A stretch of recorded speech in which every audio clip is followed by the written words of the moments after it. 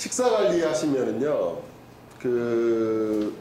식사 관리가 제일 중요하죠. 식사 관리 되게 중요한데요. 식사 관리하면 살이 빠져요. 살이 많이 빠집니다. 그러니까 제대로 식사 관리를 하시면.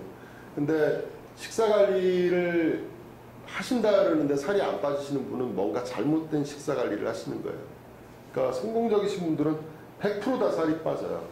근데 그게 계속 빠지지는 않고 젊었을 때 자기 전성기 때 살로 가는 것 같아요, 보면.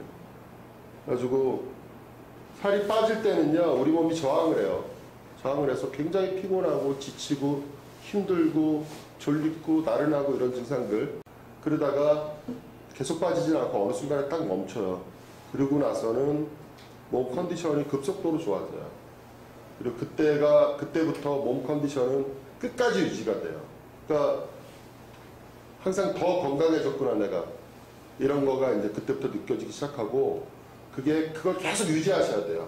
암이 어떻게 되건 간에 신경 쓰죠. 제가 항상 물어보는 게 컨디션 어떠세요? 컨디션 어떠세요? 아까 선생님한테도 컨디션을 물어본 게, 컨디션이 좋으신 분들은 지금 암이 어쩌다 하더라도 그런 분들은 기회가 항상 주어져요. 그리고 암은 그렇게 쉽게 무너지지 않으세요. 근데 컨디션이 안 좋으신 분들은 지금 현재 암 상태하고 상관없이 금방 무너져요. 그러니까 지금 급해요. 빨리 하셔야 돼요. 애를 쓰셔야 돼요. 뭔가 극단적인, 내가 이 방식으로 계속 가다가는 뭔가 문제가 생긴다라는 걸 인식을 하셔야 돼요.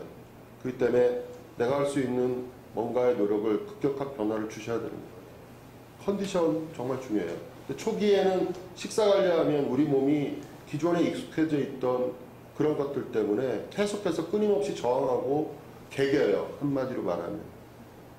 그거는 아주 어떤 사람은 더러운 증상, 그러니까 더럽다는 게 기분이 더럽다 이런 증상으로 나타날 수도 있고, 사람마다 다 달라요. 근데 그거를 한번 겪게 돼 있어요. 그러니까 그런 거에 주저하시면 안 돼요. 겁내시면 안 돼요. 그거 길어봤자 얼마 안 가요. 그런 게 있다. 식사 관리를 제대로 하면 이런 거고요. 잠깐 이 얘기 좀 들어보세요. 암이요. 우리는 지금 우리 목표가 암의 성장 속도를 먼저 줄이는 게 100일간의 목표예요. 그 다음에 나머지 100일은요. 성장 속도가 줄은 거를 완전히 멈추게 하는 게 우리 목표예요.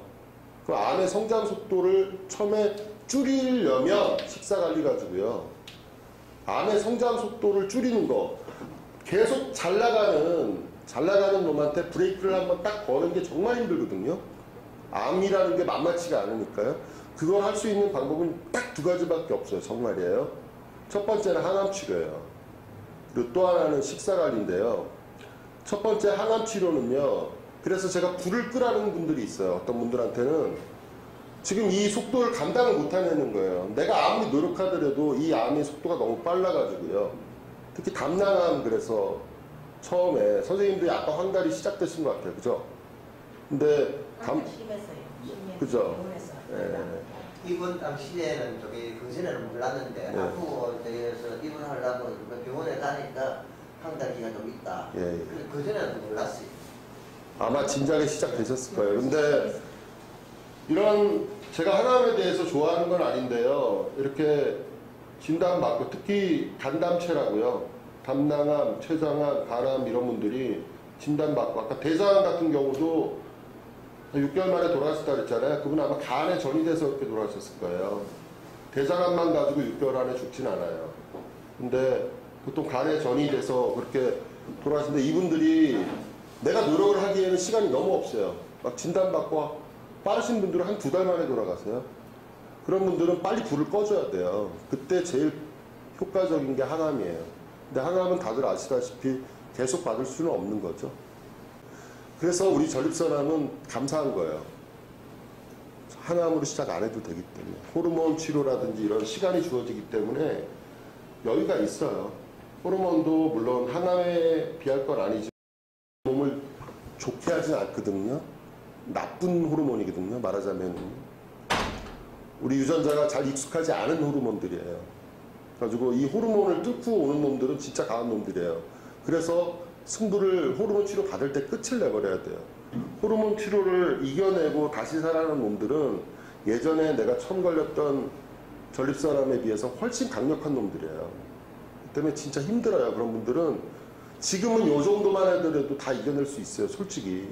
근데 그런 분들은요, 제가 지금 여기서 요구하는 수준보다 훨씬 더 강력한, 그러니까 저는 그런 분들한테 다른 주문을 해요. 이거 해라, 저거 해라, 추가적으로 해요. 근데 선생님들은 그럴 필요는 없어요. 그러니까 이거 할 수 있을 때, 기회가 있을 때, 그러니까 인생에서 가장 소중한 시간을 놓치고 나면 훨씬 더 힘들어지는 거예요. 기회도 확률도 줄고. 암은요, 그러면 이제 첫 번째, 암의 기세를 꺾는 법이, 암의 기세를 꺾어서 암의 성장 속도를 느리게 하려는데 암의 기세를 꺾는 법은 첫 번째 항암이라고 했어요. 두 번째는요, 유일한 방법이 암을 굶기는 것밖에 없어요. 어떤 방식도 없어요. 암을 굶겨야 돼요. 근데 암을 굶기려고 마음을 먹었어요. 거기까지 동의했어요, 우리가. 근데 암을 굶기려고 그러면 뭘 알아야 될까요? 암이 뭘 먹는지를 알아야 될 거 아니에요. 그죠? 암이 뭘 먹는지를 알아야지 암을 굶겨야죠. 굶기죠. 근데 암은요, 자기 자신의 생존 에너지원으로요, 딱 하나를 선택했는데 그게 당이에요, 당. 그리고 당은 우리가 뭐 포도당 이런 것들 있잖아요. 주로 포도당이죠. 근데 포도당을 우리가 포도당으로 먹나요? 아니죠. 우리가 포도당 먹는 사람 없잖아요. 골프 치실 때 포도당 당 떨어진다고 포도당 여름에 드시고 그러죠. 사탕. 예. 우리가 당의 형태를 안 먹고 주로 탄수화물의 형태를 먹죠. 예. 그래서 탄수화물 많이 먹으면은요. 근데 왜 탄수화물을 선택했을까 생각해 보면은요. 암의 입장에서는요. 탄수화물이 워낙 많아서 모든 음식물에 다 탄수화물이 들어가기 때문에 탄수화물로 선택했을 거예요. 걔 입장에선. 그죠? 근데 우리 정상세포는 탄수화물뿐만 아니라 단백질, 지방, 뭐 여러 가지 이런 여러 가지 영양소들을 다 섭취할 수 있잖아요. 성장해요. 근데 얘는 탄수화물만 선택을 했어요. 얘 입장에선 아, 탄수화물을 섭취하는 게 가장 내가 생존하기에 좋겠구나 해서 선택을 했어요. 그래서 어려운 거예요. 얘를 죽이기가. 너무 많으니까, 모든 음식에 존재하니까.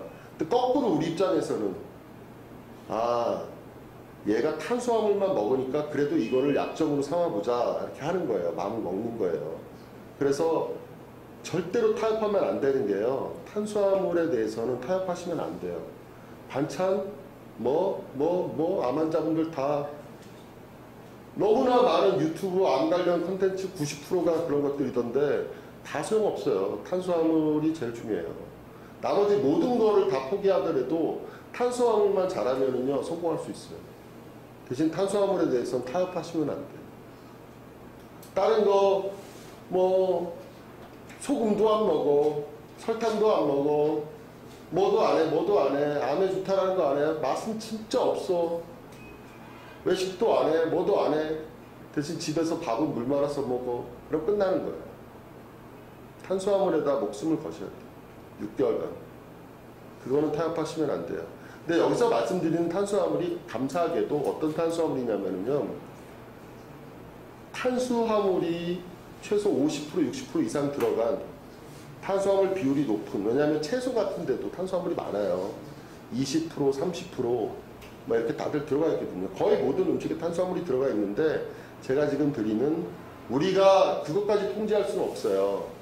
그렇기 때문에 그 탄수화물은요. 어떤 탄수화물이냐면은 탄수화물 비율이 높은, 그래서 제가 고탄수화물 음식이라고 불러요. 이거는 무조건 줄이셔야 돼요. 근데 그렇죠. 우리가 그럼 밥은요. 아, 밥 탄수화물이죠.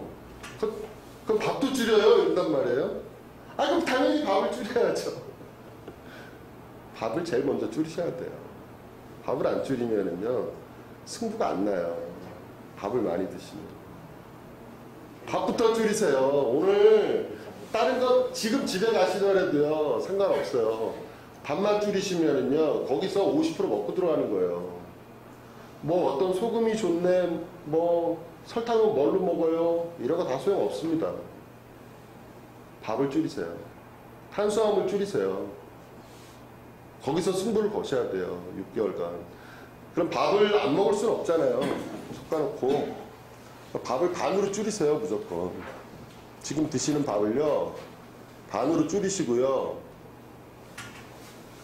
한 공기가 보통 200g 정도 돼요. 각설탕으로 치면, 이게 먹을 때는 밥이에요. 흰쌀밥 같은 경우인데, 흰쌀밥 같은 경우는 이게 먹고 나서는 포도당으로 바뀌죠. 근데 이게 각설탕으로 치면 한 14개 정도, 20개 정도 돼요. 20개 정도. 콜라 하나가 14개 정도고. 우리가 설탕 20개 먹는 거예요, 각설탕. 암의 입장에서 봤을 때. 이 작곡밥. 그거 얘기하려고 그러는데요, 지금. 밥을요, 일단 무조건 100g. 그리고 제가 권하는 거는요, 우리 한국 사람은요, 생존할 수 있는 건 50g이에요. 4분의 1공기. 4분의 1공기만 먹어도 충분해요. 근데 제가 50g에서 100g 사이에서 잡으셔야 돼요. 무조건. 타협하시면 안 돼요. 그리고 흰쌀밥이 그렇고요. 현미는요. 현미는 그럼 탄수화물 아닙니까? 현미는 쌀밥보다 좋다라는 거거든요. 흰 쌀밥보다요. 도정한 쌀밥보다요. 흰 밥보다도요. 그러니까 현미도 나빠요. 예. 그러니까 현미가 암에 좋은 게 아니에요. 뭐보다 좋다고요? 흰 쌀밥보다 좋을 뿐이에요, 그냥. 그러면 어떻게 하실래요? 현미 먹어야죠, 당연히. 잡곡밥 드셔야죠. 흰 쌀밥 섞어 드세요. 어차피 나쁜 거, 조금 덜 나쁜 거 먹고요. 대신 현미만 처음에 먹기 시작하면 잘 못 드실 거 아니에요. 그러니까 뭐 처음에 5대5 정도? 현미 같은 경우도 찰현미, 그 다음에 매편미 섞어가지고요. 반반 정도 하셔가지고. 일단 양이 중요해요. 현미도 많이 먹으면 무조건 안 돼요. 양은 무조건 100g 이하, 반 공기 이하. 그리고 가능하면 70g. 그래가지고 밥을 어떻게 구성하시냐면요. 빵을 안 먹고 얘를 죽을 먹으면 죽도 똑같아요. 죽으로 먹으라, 밥으로 먹으라. 죽은 근데 선생님한테는 좋아요. 죽은 소화가 잘 되는 음식이라서 담낭 환자한테는 밥 먹는 것보다 죽 먹는 게 지금 뭐 밥 줄이시고요. 대신 우리가 암하고 잘 싸우려고 그러면 체력이 있어야 된다 그랬잖아요. 그러니까 나는 밥을 줄이는 대신요, 다른 음식을 먹어줘야 돼요. 그러니까 이게 밥만 줄이는 게 아니라요. 그러면 당연히 반찬을 늘려야 돼요.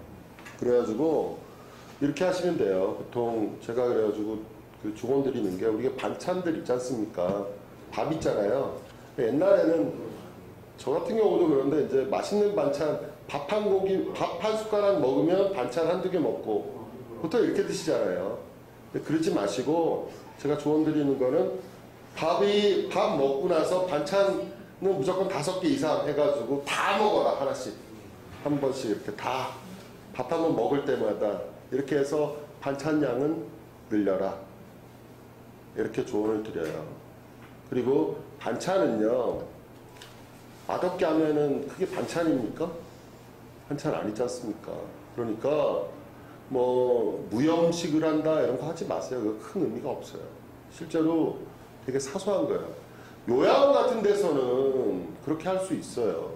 그런 거 하지 마시고요. 단맛, 설탕은 안 쓰더라도 다른 단맛을 내는 거를 써가지고요, 맛있게 하세요. 그런 것들이 있어요. 제가 얘기를 해드릴 거예요. 그러니까, 그리고 고기, 저리선암 환자분들 뭐 고기가 안 좋다고 해가지고 아예 안 먹고, 원래 안 먹으시는 분들은 안 먹으면 돼요. 근데 좀 드시던 분들은요, 일부러 고깃집 가가지고 배 채우고 이런 거는 6개월 동안 안 돼요. 대신 반찬 정도로 먹는 거는 상관없어요, 그 정도. 그러니까 반찬은요, 가급적이면은 불량식품 빼버리고, 소세지 이런 것들 빼버리고, 한 6개월 정도만, 그래도 우리가 상식적으로 건강에 좋다라는 것들, 이런 것들 딱 놔두시고요. 그 다음에 밥을, 양을 많이 줄이셔야 돼요. 그래가지고 반찬을 골고루 드셔야 돼요. 골고루 드셔가지고 전체 식사량은 밥을 많이 먹었을 때보다 줄어들지 않게 이렇게 유지를 하시는 게 좋아요. 정리되시죠? 네. 꼭 그렇게 하셔야 돼요. 그럼 제가 밥을 먹지 말라 그랬어요. 그러면은 당연히 밀가루 음식 같은 거 드시면 안 되겠죠, 그죠? 이게 진짜 힘들어요. 국수 같은 거. 200일간이면 빵 드시면 안 돼요. 밀가루 음식. 통밀은 어때요? 이게 통밀은 뭐하고 똑같냐면요. 흰 쌀밥하고 현미하고 그냥 밀가루하고 통밀하고 똑같은 거예요. 그 수준이요. 그 통밀이라고 해서 좋은 거 아니거든요. 근데 200일은 참으셔야죠. 정 드시고 싶으면요. 진짜 내가 못 참겠다 그러면은요. 아주 조금만 배부르지 않게요. 아주 조금만 드세요. 아주 조금.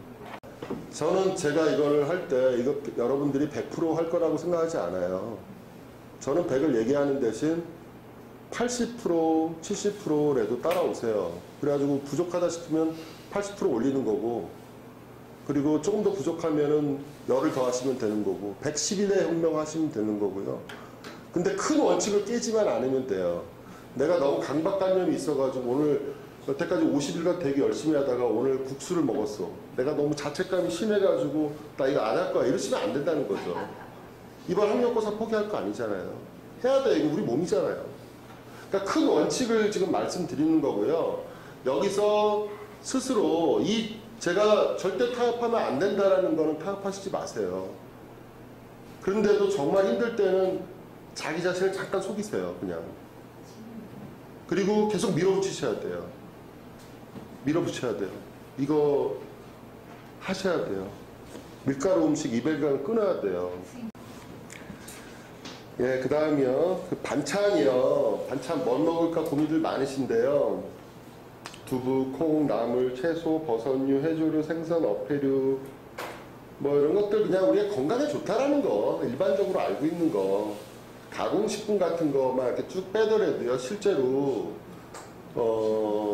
건강에 우리가 뭐 특별히 뭐가 좋으니까 토마토가 좋으니까 토마토만 많이 먹고 무슨 뭐 브로콜리가 좋으니까 브로콜리만 먹고 이런 거 제발 좀 하지 마세요. 그냥 골고루 먹는 게 항상 제일 좋거든요. 채소도요.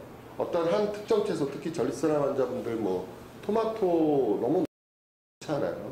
토마토에다가 올리브유 이런 거 하지 마시고요. 그냥 상식적으로 접근하세요. 토마토가 나쁘다는 건 아니지만 토마토 너무 많이 먹지 마세요. 이 브로콜리 우리 많잖아요. 야채류들 야채류 위주로 하시고 김치 같은 거 또 하시고 계란은 하루에 한두 개 뭐 드시고 단백질이 제일 좋은 단백질이 식물성 단백질이에요. 그래가지고 콩하고 두부 뭐 그리고 다른 보통 채소에도 단백질이 좀 들어간 것들이 있어요. 그래가지고 그런 거 많이 드시고 그 다음에 두 번째로 좋은 게 그 어패류하고 생선 같은 거요. 이런 것들이 또 좋아요. 단백질로 고급 단백질이에요. 생선 같은 거 그냥 겁내지 마시고 드세요. 해도 됩니까? 해도 좋아요. 대신 잘 아시겠지만 우리나라의 지금 양식회는요 몸에 엄청난 그 항생제하고 이런 것들을 많이 쓰기 때문에요 200일 동안은 양식보단 자연산을 좀 드시는 게 좋아요. 참치는 좋죠. 네? 아니, 선생님. 참치도 괜찮아요. 아니, 그게 아니라 그 암환자한테는요 그게 속설인지 뭔지 모르겠지만 생선은 절대 생선 그거는 왜 그러냐면은요 항암 같은 거 받을 때 면역력이 떨어져 가지고요 이 면역력이 떨어지면 감염이 잘 되거든요. 그래서 원래 햇뿐만 아니라 그 날 것을 다 못 먹게 해요. 다 삶아서 먹게 하는데요. 그거는 실제로 보면은요 아주 일부 환자들이에요.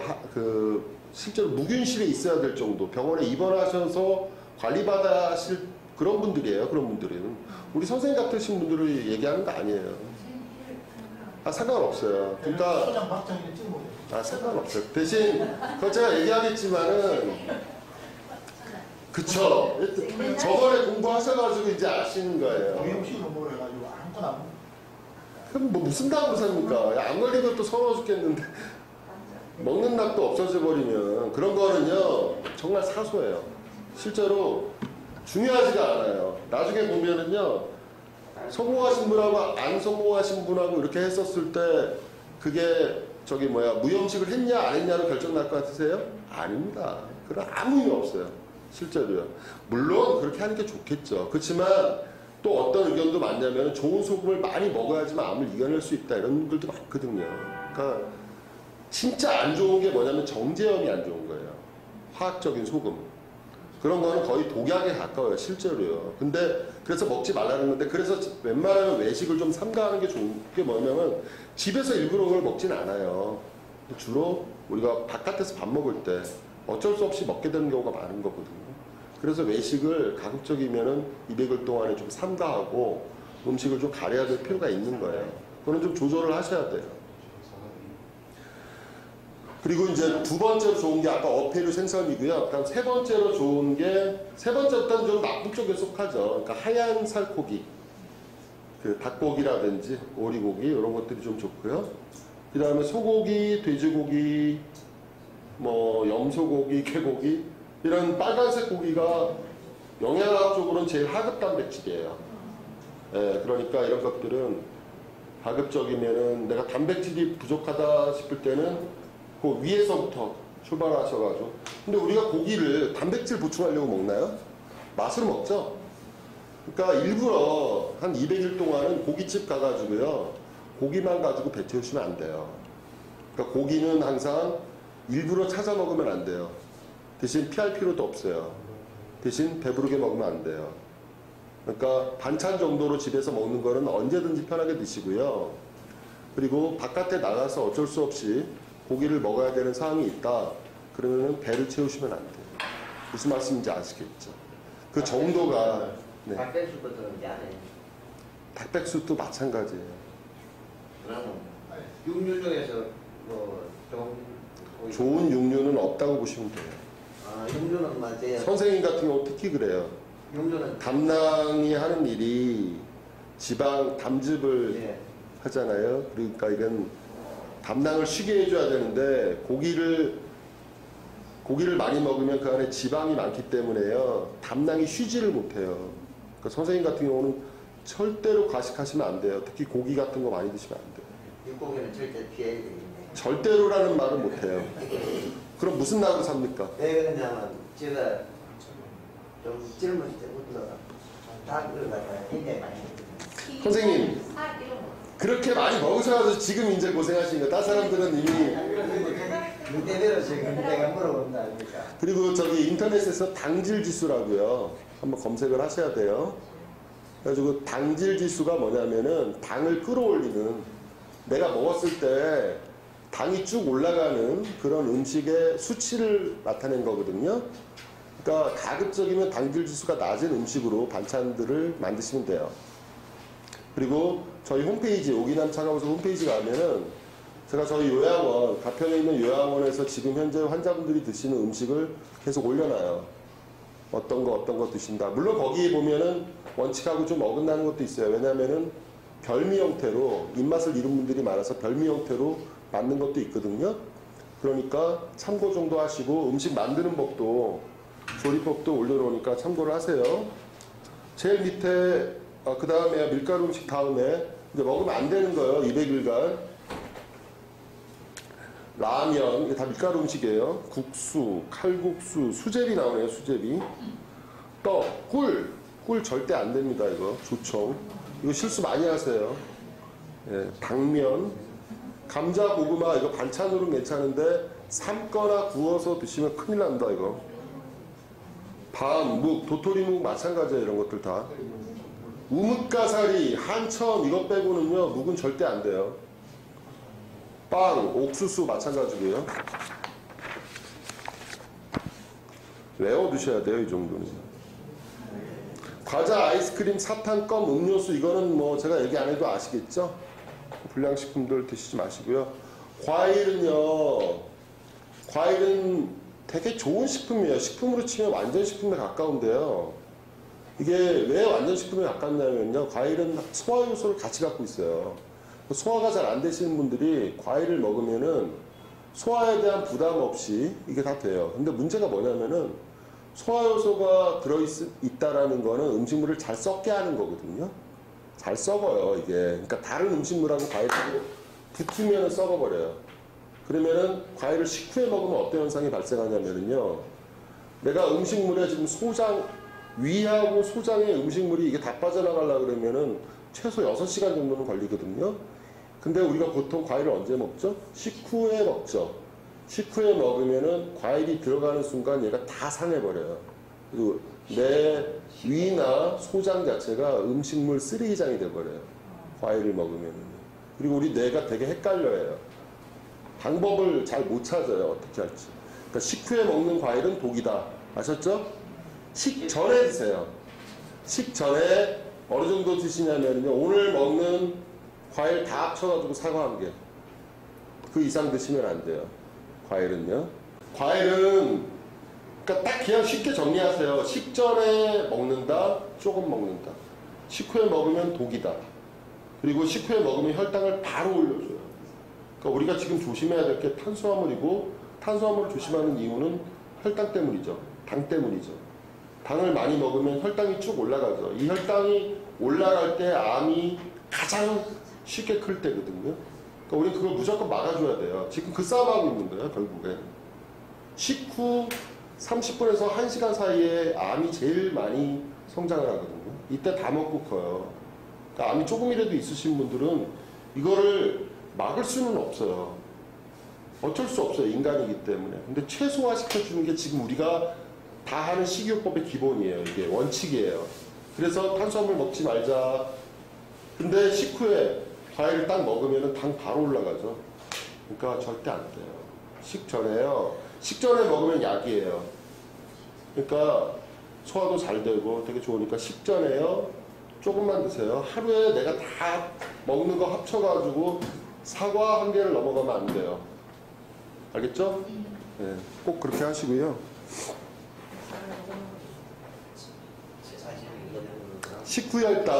식후혈당 낮추는 얘기는 지금 바로 드렸네요.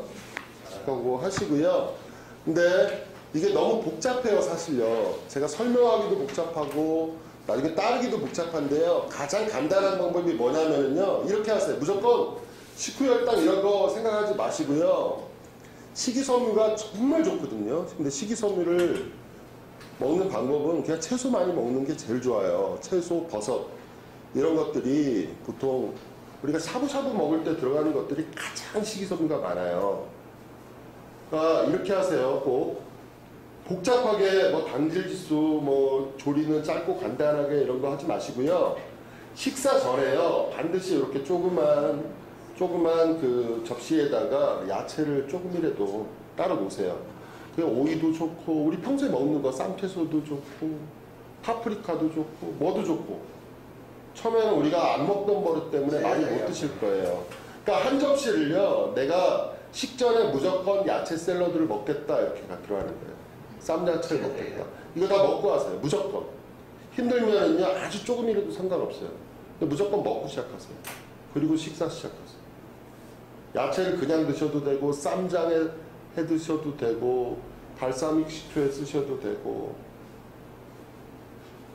소스를 조금 쓰셔도 돼요. 상관없어요. 근데 무조건 야채를요. 먹고 시작하세요. 아주 조금이라도 상관없어요. 먹다 보면 양이 늘어날 수도 있고. 근데 그러면 어떤 야채를 쓸까요? 우리가 평소에 먹는 야채 있죠. 우리가 이름 알고 있는 거, 마트에서 살 수 있는 거. 유기농 아니라도 상관없어요. 꼭 유기농만 먹어야 된다? 아니, 그냥 상식적으로 생각하세요. 유기농 먹는 게 좋을까요? 안 좋을까요?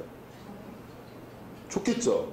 유기농 먹는 게 다른 거 먹는 것보다 더 좋겠죠. 그죠? 유기농 먹을 수면 드세요. 근데 유기농이 없어요. 그러면요. 다른 거 먹으면 나쁠까요? 지금은 우리는 200일 승부예요. 유기농이 더 좋긴 하지만요. 더 중요한 건 야채를 먹는 거예요.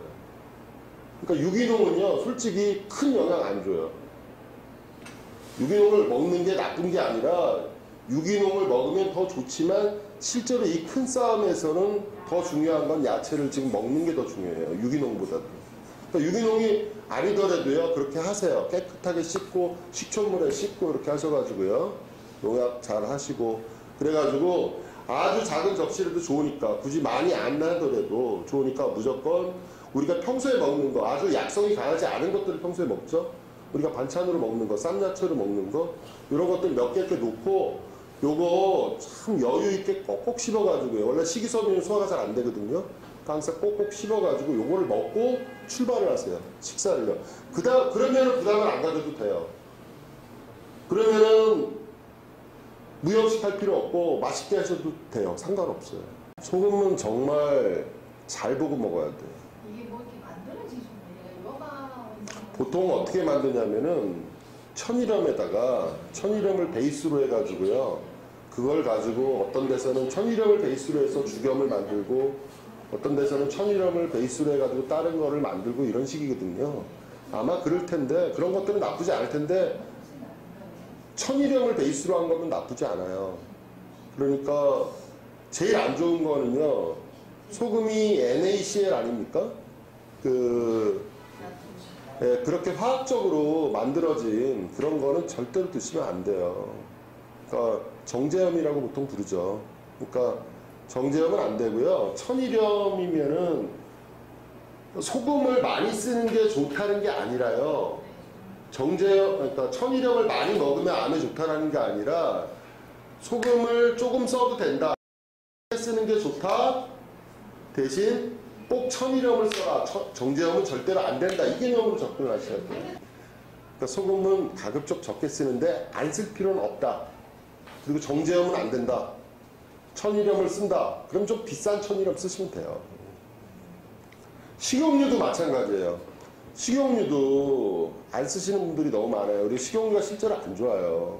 근데 식용유 안 쓰면 음식을 어떻게 먹어요? 우리나라 음식의 거의 50%가 볶음 요리거든요. 그러니까 식용유는요, 이것도 마찬가지예요. 이게 대세가 아니에요. 사소한 거예요. 식용유 쓰셔도 돼요.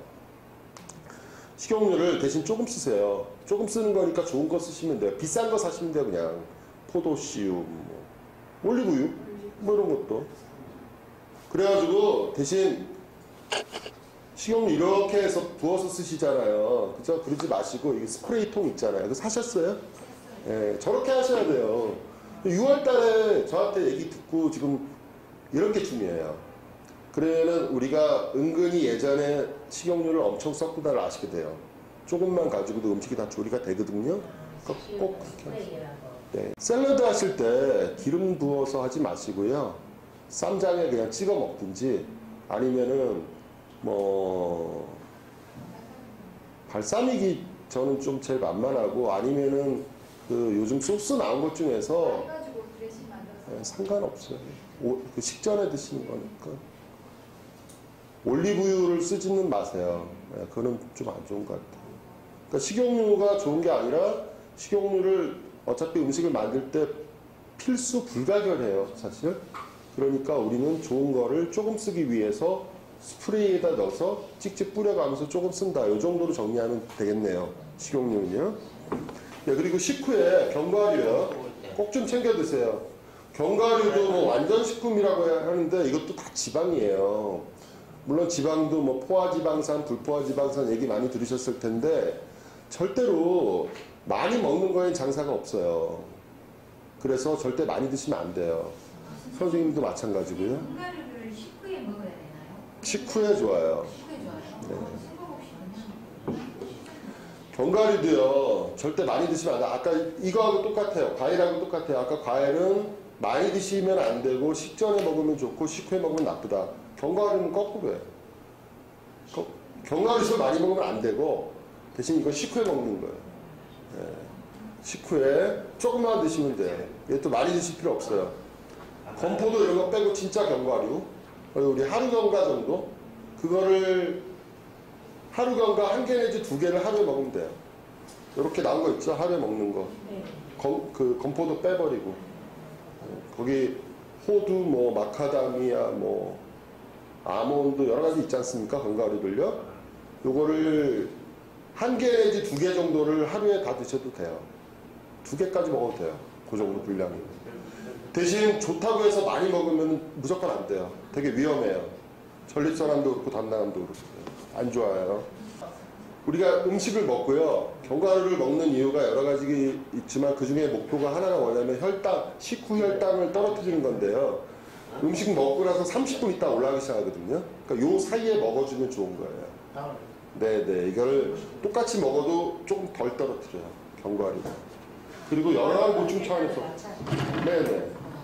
혈당 보존차, 혈당도 그렇고 여러 가지로 좋아요. 견과류가. 완전 식품이에요, 실제로. 근데 지방이 너무 많아요, 기름이. 이제 지금 중요한 거 다 끝났습니다, 사실요. 나머지는 그냥 팁인데요. 볼게요. 팁이니까 그냥 후딱후딱 뚝뚝뚝뚝 넘어가더라도요. 금방 보실 수 있을 거예요. 과식하지 말자. 당연하죠. 신선한 채소를 먹자. 당연하죠. 아까 다 얘기했죠. 채소를 어느 정도 양을 먹어줘야 되는데 그 양을 다 먹는 게 힘들다 싶을 때는요. 채소를 갈아서 드세요. 채소 갈아서 드셔도 되고 아니면 물에 데쳐서 드셔도 되고 아니면 야채 분말이라고 있어요. 야채 분말 같은 경우는 10대 1이에요. 그러니까 채소 100g을 야채 분말 10g 먹으면 돼요. 야채 분말 10g 해봤자 얼마 안 되거든요.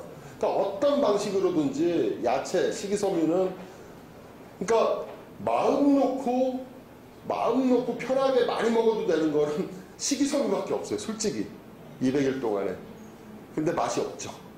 네, 그건 참으셔야 돼요. 야채하고 버섯이 그 다음에 한천, 우뭇가사리 뭐 이런 것들이 원래 제일 많아요. 그런 것들이. 식이섬유가 많은 거는요. 제가 여기다 적어놨어요. 한천, 목이버섯, 톳, 해조류 이런 거 되게 좋거든요. 표고버섯, 파래, 미역, 김, 다시마, 오가리, 강낭콩 등요. 이제 물 얘기할게요. 물 요거는 조금 얘기를 해야 될 것 같아요. 왜냐하면 우리가 제일 많이 먹는 게 밥을 제일 많이 먹으니까 밥 신경 쓰자. 그 다음 공기, 그 다음에 물인데 물은 보통 물이 문제가 뭐냐면요. 보통 우리가 정수기를 이렇게 집에다 놓고 쓰는데 이 정수기가 어디다가 어떤 물을 쓰냐면 수돗물을 받아서 정수를 하죠. 그러니까 실제로 집에 있는 정수기가 하는 역할은 필터링 역할이거든요. 균이라든지 아니면 불순물. 근데 이게 문제가 뭐냐면 수돗물 자체가 이미 제 기준으로는 살아있는 물이 아니거든요. 왜냐면은 공중보건, 공중위생과 관련되어 있기 때문에 너무나 많은, 그러니까 문제를 안 일으키는 방향 쪽으로 그 약품 처리를 너무 많이 해요.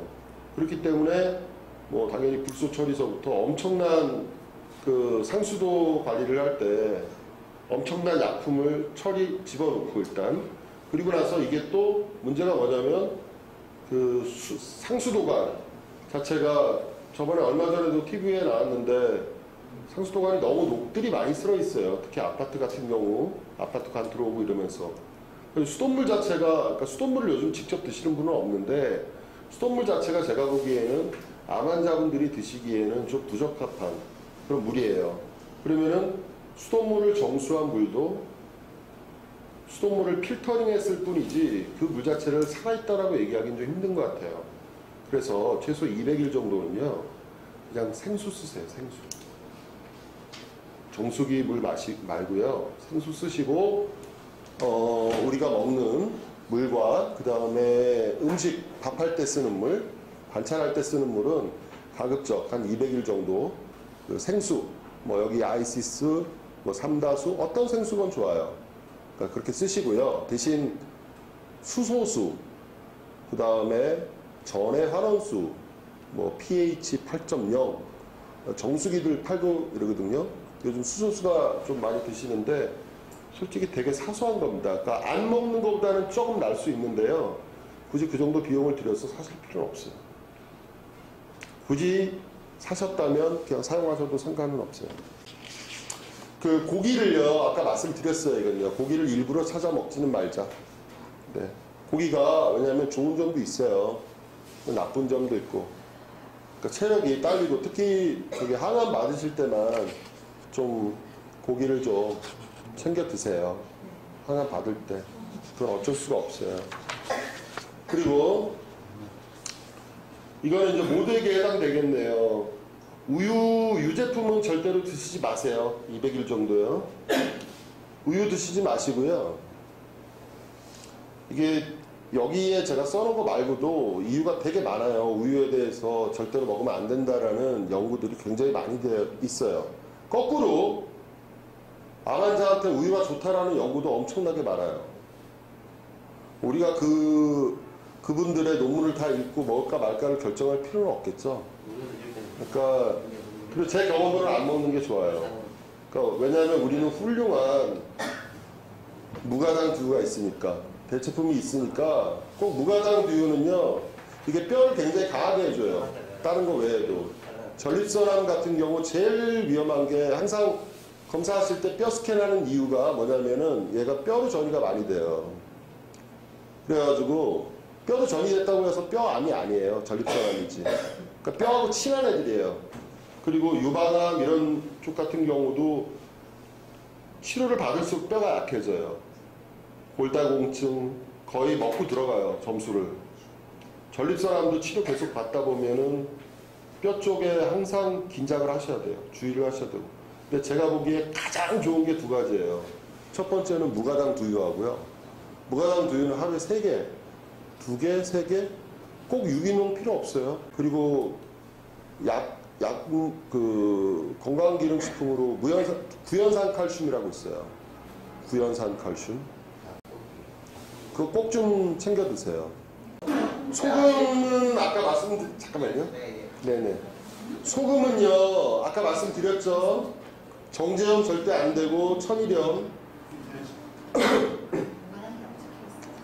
설탕은요, 설탕 지금 그냥 설탕 쓰지 마시고요. 스테비아라고 있어요. 스테비아. 스테비아 추출물이라고 있어요. 스테비아 추출물. 이거는 스테비아 자체가 항암 효과가 있어요. 올리고당, 자일리톨, 에리스트리톨 이런 거 절대 쓰시면 안 되고요. 일반 설탕 쓰지 마시고 스테비아 추출물 100%를 사셔야 돼요. 스테비아 추출물도 거의 대부분 50% 정도밖에 안 들어있는 경우가 많아요. 다른 거하고 섞여 있어요. 식용유 말씀드렸죠? 된장 마음껏 드셔도 되고요. 대신 고추장은요, 설탕이 너무 많이 있어요. 그래가지고 가급적 고추장은요, 고추장은 좋냐, 나쁘냐, 나쁘다. 먹어도 되냐, 안 되냐? 된다, 대신 조금만. 요 정도로 정리할게요. 음식물 항상 꼭꼭 씹어 드시는 거. 200일간 먹으면 안 되는 거 다 정리해 놨거든요. 그러니까 꼭 보시고, 여기 중에서 주의하셔야 될 게, 먹고 나서 힘나는 거예요. 소위 우리가 말하면 정력에 좋은 음식들 있잖아요. 이런 것들은 좀 피하셔야 돼요. 강장식품들. 강장식품의 특징이 뭐냐면요, 실제로 우리 몸을 원기를 끌어올리는 게 아니라 우리 몸이 쉬어야 되는데 일을 시키는 개념이 많아요.